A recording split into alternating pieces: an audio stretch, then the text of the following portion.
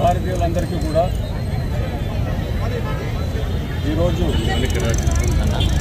మన ప్రతి భారతీయుడికి స్వాతంత్రోద్యమ భావాన్ని రగిలింపజేసే వందే మాతర గీతాన్ని రచించిన స్వర్గీయ శ్రీ బంకిం చంద్ర చటర్జీ గారు వందే మాతరం గీతాన్ని రచించి 150 సంవత్సరాలు పూర్తయిన సందర్భంగా ప్రతి భారతీయుడు కూడా ఆ మహానుభావుని స్మరించుకుంటూ దేశభక్తి ఆవశ్యకత, ఇదే దేశభక్తి మనకు స్వాతంత్రం రాకముందు వెన్నుబిక్కపోయి ఉంటే మనం ఈరోజు ఇంత స్వేచ్ఛగా ఉండేవాళ్ళం కాదు.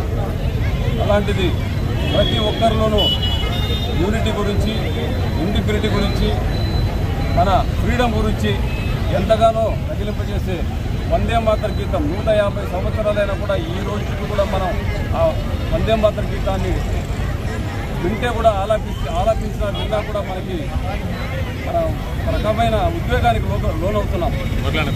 అటువంటి సందర్భంలో ఈ తరుణంలో అప్పట్లో ఆంగ్లేయులు మన పట్ల ఎంత క్రూరంగా బిహేవ్ చేస్తున్నా కూడా, ఎంత ఫిజికల్గా టార్చర్ చేస్తున్నా, మెంటల్గా టార్చర్ చేస్తున్నా, వాళ్ళ నోటి నుంచి వచ్చిన ప్రతి ఒక్కరి నోటి నుంచి వచ్చిన ఈ గేయం ఏదైతే ఉందో వందే మాతరం.